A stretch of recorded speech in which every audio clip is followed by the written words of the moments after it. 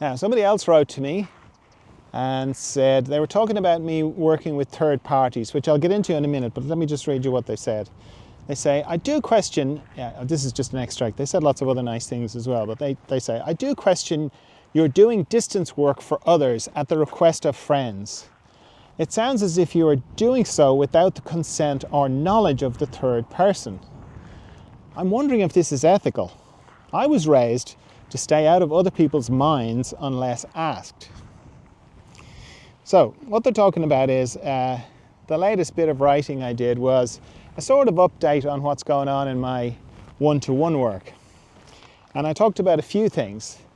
I talked about somebody in Australia asking me to help with their shipping container, which sounds like a strange thing, but they'd bought a shipping container. They were very careful not to buy one that had chemicals in it before, but they didn't actually choose the shipping container themselves. They had somebody else do it for them. And when it arrived and it was delivered, they found that they couldn't spend longer than about 10 minutes inside the shipping container and without feeling nauseous. So they've had it for a couple of years, and they'd originally intended it to be used as a workshop, and they weren't able to do that. So I happen to mention that when I drink water, before I drink it, I put my hands on either side of it and I turn any of the impurities in the water into helpful things for my system. And I happened to mention this to this person, and they were like, really? Do you think you could do something like that with my shipping container? And I had never tried anything like that before, but because they asked me, I was like, sure, I'll give it a go. And like with the water, I sort of do it on a molecular level. I could sort of help the molecules change into friendly things for my system. And so I tried that with the shipping container, and I found the molecules didn't want to change. So I felt like I had to go deeper. So I went down to the atomic level and changed the atoms, and that seemed to work. So the first session I was able to change about 2/3 from the top down. Before that, like when I tuned into the shipping container, it felt like there'd been a sort of radioactive drum or something right in the middle of the shipping container, and all around it, like there was these kind of waves of radioactivity, and I think that's what the person was picking up on.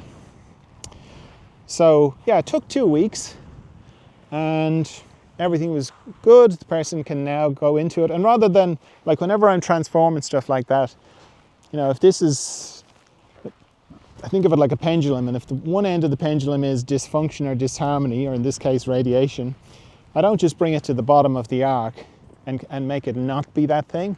Like, I make it not just stop being harmful. I generally like the pendulum to swing all the way through to the other side of, like, something really helpful. So I help the atoms become, or the atmosphere in the shipping container to be very conducive to planning, building, flow state, creativity, all that kind of thing.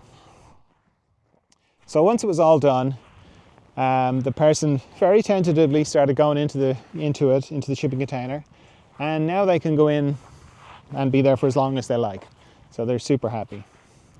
And then that led to them saying, oh, could you help, this is a couple of weeks later again, could you help my grandchildren?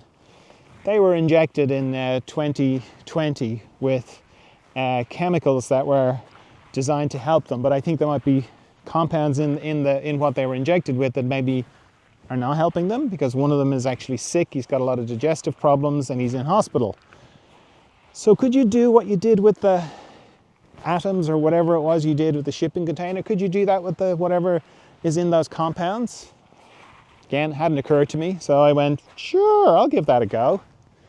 And I was able to. And what was nice was, you know, in that pendulum analogy, I was able to get the compounds in in the little boy's system, which were all around his digestive system, to become inert. And then I was kind of want to try and turn them into something good, but they didn't really budge. And then it occurred to me, well, I've got to ask his system what it wants them to turn into.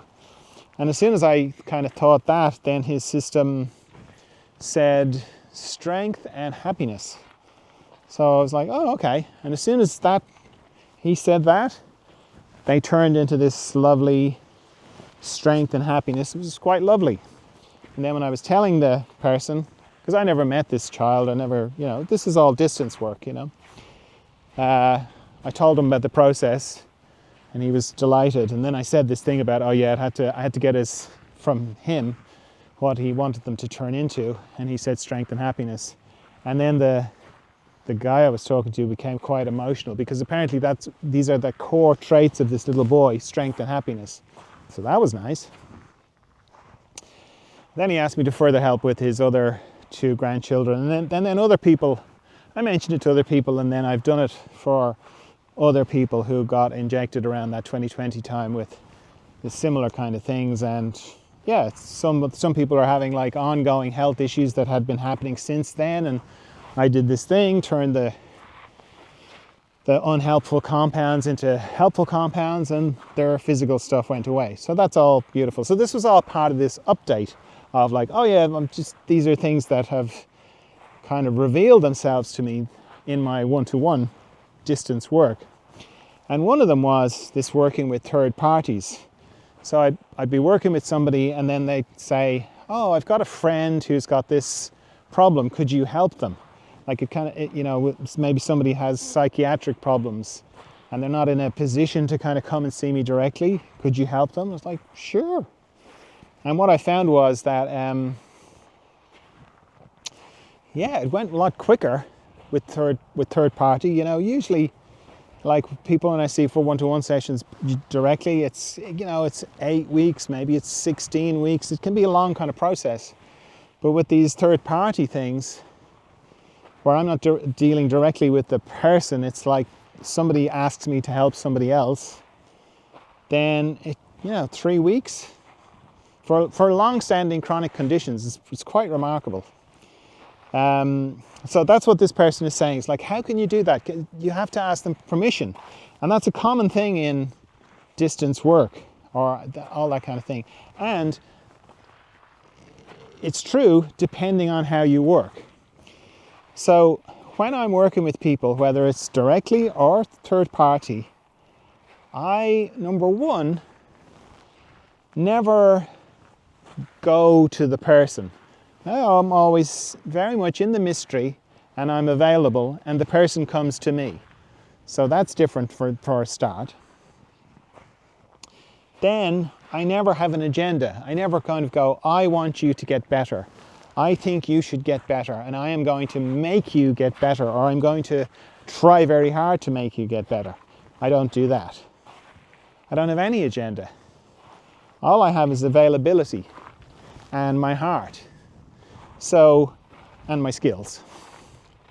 Not to sound like Napoleon Dynamite, but I do have skills. Not bow staff skills, but skills.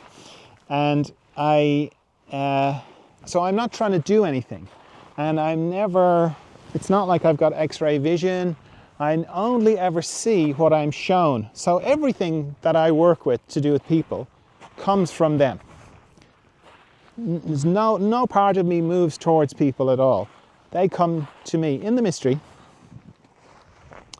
and then they show me where the disharmony is in their system. And it's a request that I'm being requested to help with that. So because of that, there's no need for permission, because I'm not doing anything. Like you only need permission if you're going to get in there and do things to the person. Okay? And I've found, and most craniosacral therapists will tell you this, that we never do anything to anybody. That's complete kind of antithesis, that's a hard word to say, to the approach. So because of that, it's exactly the same with the third party. I'm very still in the mystery. I've heard of the person, and I'm available, and they come towards me.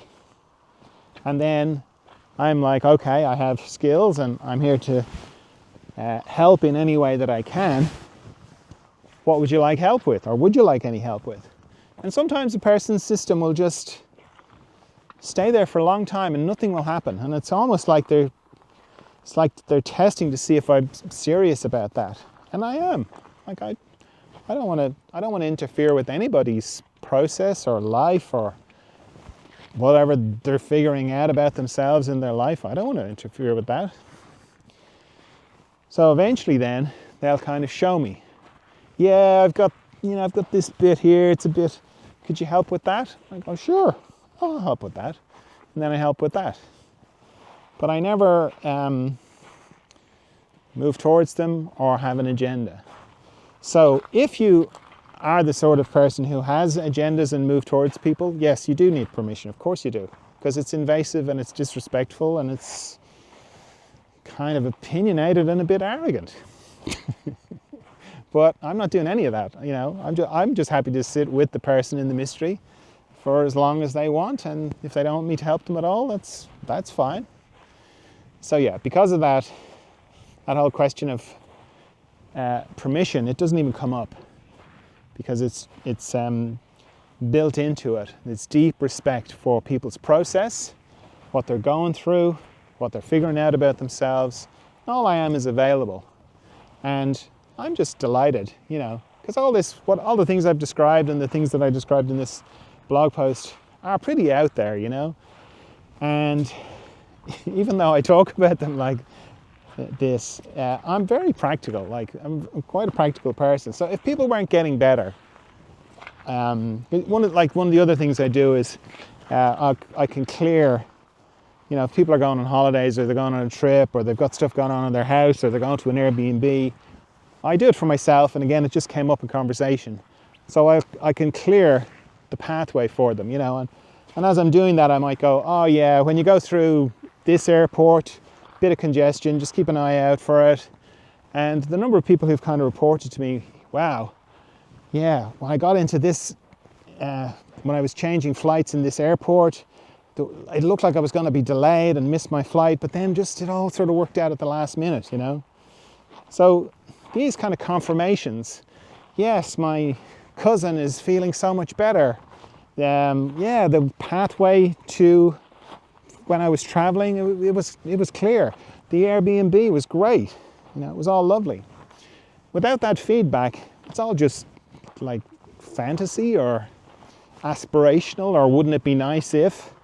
Which, I'm up for that as much as the next person, but I like the idea of it, but in practice though, I have to get the feedback of like, this is actually real, this is actually working for people.